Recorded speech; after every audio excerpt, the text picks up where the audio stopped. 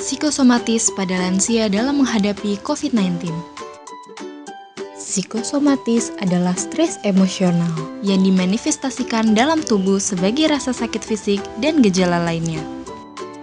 Ketika stres, kita mengalami psikosomatis, di mana cirinya kita merasa bingung, seperti merasa sesak nafas atau merasa mual, padahal mungkin sesak dan mual itu karena cemas. Pandemi COVID-19 yang melanda seluruh dunia otomatis menimbulkan ketidakpastian dan ketakutan. Hal itu dapat memunculkan rasa cemas yang akhirnya menimbulkan gejala seperti rasa gelisah, sulit tidur, hingga sulit mengendalikan emosi. Hal ini yang banyak terjadi pada lansia, mengingat lansia merupakan kelompok rentan yang jumlahnya paling banyak menelan korban jiwa. Apalagi lansia cenderung diikuti dengan berbagai penyakit degeneratif yang akan memiliki kemungkinan lebih tinggi angka kematiannya jika mengidap penyakit jantung, diabetes, paru, asma, kanker, juga darah tinggi. Tips mengendalikan psikosomatis atau kecemasan lansia. Pertama, tidak perlu menangkal perasaan cemas. Tidak perlu menangkal rasa cemas karena kecemasan membantu lansia untuk bersiap dan aman. Rasa cemas bisa kita alihkan menjadi hal yang positif, seperti lebih banyak beribadah dan berdoa, sehingga lebih tenang, siap menghadapi kondisi apapun. Kedua, jangan hanya fokus pada informasi negatif. Pikiran cemas cenderung memperhatikan informasi negatif. Pastikan juga lansia memperhatikan berita positif tentang COVID-19, seperti pengalaman orang-orang yang telah pulih. Ketiga, batasi koneksi dengan media sosial. Tidak perlu banyak membaca berita tentang COVID-19 di media sosial.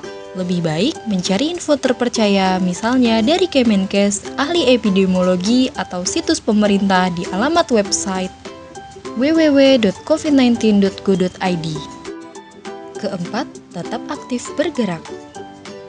Berolahraga seperti senam ringan sambil berjemur dan bermeditasi di pagi hari, yoga dasar untuk lansia, dan berjalan-jalan di alam bebas sekitar rumah. Kelima, makan makanan seimbang dan tidur tepat waktu.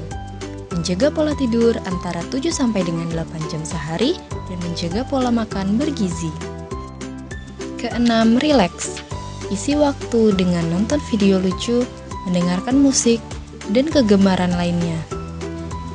Ketika kita cemas, lakukan teknik pernapasan sederhana untuk mengatur napas kita dengan cara tarik nafas perlahan dalam 4 hitungan, tahan sebentar, lalu buang nafas dalam 4 hitungan.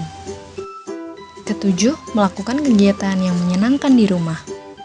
Di rumah, lansia bisa bermain, mendongeng, dan bercengkrama bersama cucu, sekaligus melatih memori ringan, mengurus tanaman, dan melaksanakan hobinya di dalam rumah. Kedelapan, tetap berhubungan dengan keluarga dan teman. Tetap berkomunikasi melalui handphone dengan teman dan keluarga. Dr. Hasto Wardoyo, SPOG selaku Kepala BKKBN, menganjurkan agar setiap keluarga membangun keluarga berkualitas dengan merajut kasih sayang dan perhatian kepada lansia. Lansia akan merasa lebih bahagia bila hidup dalam lingkungan keluarga yang saling melayani, merawat, dan melindungi. Agar menjadi lansia tangguh, yaitu lansia yang sehat, aktif, produktif, dan mandiri. Jika dibutuhkan, Anda dapat berkonsultasi dengan petugas layanan kesehatan melalui telepon atau aplikasi pada telepon seluler yang tersedia secara cuma-cuma.